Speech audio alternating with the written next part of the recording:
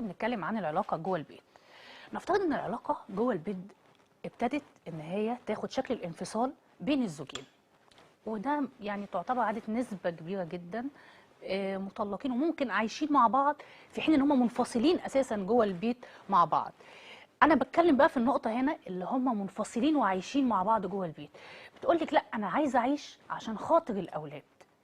انا كشخص شايفه ان انا المفروض الانفصال في وقت ما عشان خاطر الاولاد، مش ان انا اعيش عشان خاطر الاولاد، لان انا ابني مش ذنبه ان هو يعيش في مشاكل طول العمر مع اب وام ما هماش قادرين يتفاهموا مع بعض او مش قادرين يوصلوا لمنطقه وسط مع بعض.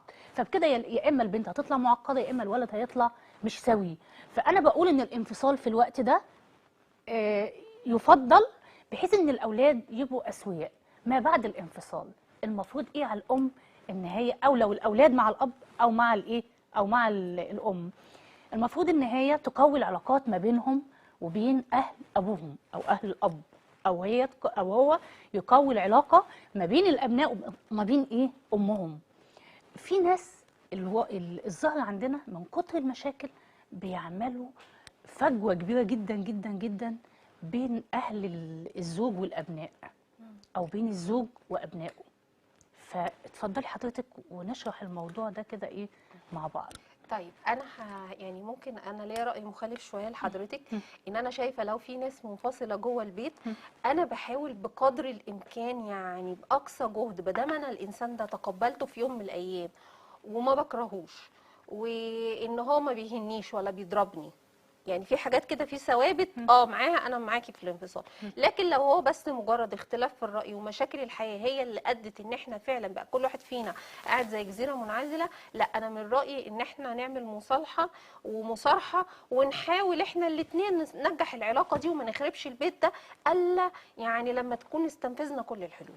طيب نوصل للحل بتاع حضرتك ان بدانا خلاص انفصلنا لان انا خايفه على اولادي. العيشه عادت مستحيله، خلاص استحالت العشره والعيشه، حاولنا وخلاص. فربنا زي ما حلل الطلاق الزواج والزواج حلل الطلاق. تمام. طيب انا دلوقتي بدور على مصلحه اولادي. طيب اللي حضرتك بتقوليه كويس جدا، لكن هل هو بيحصل على ارض الواقع هنا عندنا؟ لا. الموروث الثقافي ان المطلقه هي اللي بتاخد دايما الاولاد، ده طبيعي. نسبه قليله جدا يمكن ما تتعداش، ان الازواج هم اللي بياخدوا ال 10 20% ان الاولاد بيروحوا مع الزوج. ده قليل جدا 10 20%. القانون المصري بيبقى مع الام ثم الجده، يعني بيبقى حوالي مثلا كذا حد تبع الام، انا مش فاكره الرقم صح عشان ما اقولش حاجه غلط، بس بتبقى الجده الخاله وما الى ذلك لغايه ما تروح لايه لجده الاب، اللي هو التسلسل القانوني. التسلسل القانوني اللي احنا قاعدين فيه.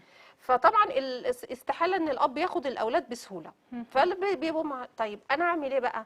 بيبداوا يمسكوا الاطفال على انهم اداه للانتقام، سواء الاب او الام. الام بتبدا ابوكوا طلقني، ابوكوا رمينا، ابوكوا عمل فينا. والام بالنسبه للاطفال مقدسه، اللي بتقوله بالنسبه لهم بيبقى مقدس، كانه بالظبط يعني كتاب نازل من السماء. تمام. فانت ليه بتعملي في اولادك كده؟ انت ما بتاذيش الراجل اللي انت كنت عايشه معاه، انت بتدمري نفسيه اولادك لانها كده لعبت على الجهاز النفسي الصوره بتاعه. العظيمه للاب. انت بتدمري ولادك. لو كل واحده تفهم ان هي لما بتكسر في صوره طليقها ان هي بتكسر حاجات جوه اولادها، وبتطلعي بنتك بتكره الجواز، بتطلعي عندك ابن مهزوز مش عارف اذا كان الجواز ده حاجه سويه ولا لا، او العلاقات دي سويه ولا لا. لو فكرتي في كده، انت ما فيش حد بيحب ولاده في الدنيا قدك، ده طبيعي. الام وطبيعي ان الاب ما بيحب، ما فيش حد بيتمنى ان ابنه يكون احسن منه الا الاب. تمام. يعني عشان برضه ما احنا هنيجي للاب برضه على فكره، ما نكسرش الصوره بتاعت لا الاب. انا هقول للام نخلص الام بعدين كده نرجع للاب. اتفضلي. فما تعمليش كده. خلاص انت وهو اتطلقتوا، انا ممكن ببساطه اقول لابني احنا شخصيتين ما اتفقناش، كاني كنت بشتغل في شركه وحصل اختلاف، لا بابا وحش ولا انا وحشه، بس ما قدرناش نتفق. وابداي دوري على حلول واعملي مشاركه بينه، اصل هو مش عدوك، انت في يوم من الايام كان اقرب انسان ليكي. ممكن يبقى بينكم وبين بعض لينك كلام، يا جماعه احنا مش اعداء، ده احنا حتى كلنا مسلمين زي بعض، ده احنا اخوات في الاسلام، حتى لو ما فيش بينا علاقه زواج احنا اخوات في الاسلام. نيجي بقى للراجل ومشاكل الراجل. اول حاجه سلاح بيلعب بيه الراجل بيقطع الفلوس. عشان يضغط على عشان الام، يضغط على الام. وبحيث ان هي لو هو عايز يرجعها وهي مش عايزه ترجع، بحيث ان هو ايه يزنق عليها، وخصوصا لو ما اكبر كانتش وسيله الجانب المادي. وخصوصا لو ما كانتش ان هي موظفه. يعني ايوه. لو مش ست عامله بيقطع الماديات عشان ان هو ايه. وبتلاقي ستات كتير عايشه وهي كارهه جوزها علشان هي عارفه لو سابته مش هيصرف عليهم جنيه. بيبدا طبعا. ويمكن ده يا دكتور اللي بيخلي معظم العلاقات ان في انفصال جوه البيت، لكن ما هياش عايزه ايه تسيب البيت، لان ملهاش عائد مادي، ملهاش بمعنى اصح مأوى سكن ان هي تقعد فيه، فبتحاول ان هي تتعايش مع الواقع بحيث ان هي ايه ما وبرده بيطلع اطفال غير اسوياء، ويبقى الراجل مش طايق نفسه وانت مش طايقه نفسك، ويبدا الامراض تمسكك وتبداوا تشتموا ببعض وتبقى الحياه كلها سودة. لكن احنا بنتكلم على الراجل لما بيبدا يستخدم سلاح الماده. تمام. فطبعا الام بتبدا هنا ايه، يبدا الولاد نفسها بتبدا تكره الاب. ده بابا كان بيودينا النادي وكان بيركبنا عربيته الفظيعه وكان بيسفرنا نتفسح هي بتبتدي بقى تحط على الاب في الوقت ده، ونبدا بقى وبيبقى ليها حق. عشان بس نكون واضحين، بيبقى ليها حق في النقطه دي من الخنقه، لكن هو لازم يتعايش ان هو الوضع خلاص بقى كده. هي في الحاله اللي احنا قلنا على الام اللي بتشوه صوره الاب غلطانه، والاب اللي بيمنع الفلوس غلطان. ايوه انا بقول لك اهوت الاثنين غلطان. طب انتوا ليه ما تبقوش ناس اسوياء وتبقى أيوة العلاقه بينكم ما بعد الطلاق علاقه صحيه؟ انت الالتزام اللي كنت عامله قبل الجواز، ما هو الاطفال اللي جم في الدنيا دول هي مسؤوليتك ومسؤوليات. على فكره انتوا هتتحاسبوا عليهم.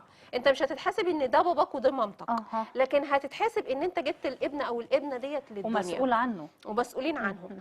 تمام. بيجي برضو ساعات الاب بقى ايه، من كتر ما الام بتشتم هو كمان بيشتم، الجده بتشتم، الجد بيشتم، الاطفال خلاص طلعوا مش اسويين. لو الام فهمت ان اولادها دولي شايلين اسم زوجها واسم عيلته، هتبتدي تتعامل من النقطه دي بطريقه سويه. وهقول لك حاجه، الاطفال في سن المراهقه محتاجين الاب سواء بنت او ولد.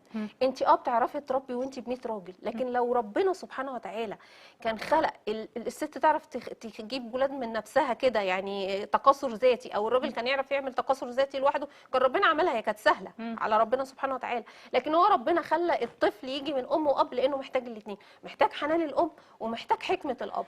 فلازم تعرفي ان ابنك في وقت ما هيحتاج ايه، ابوه. وانت برضو لازم تعرف ان ابنك محتاج امه، زي الابهات اللي بياخدوا بناتهم وولادهم من الام وبيحرموهم من الام حرمان كامل. هل انت بناتك دي، والحاله دي يعني انا ليا حد قريب مني واخد بناته ومانع مامتهم تشوفهم تماما لمجرد ان هو بينتقم منها.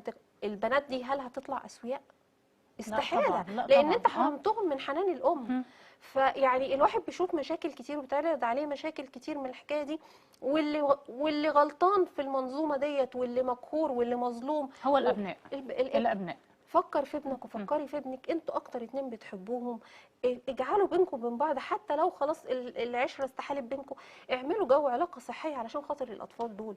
اي ام واي اب سامعيني دلوقتي وبينهم وبين بعض مشاكل، يا سيدي دخلوا حكم وصالحوا انتوا الاثنين. مش لازم تحبوا بعض، مش لازم ترجعوا لبعض، بس خلوا بينكم علاقه سويه، خلوا الولاد يتربوا بينكم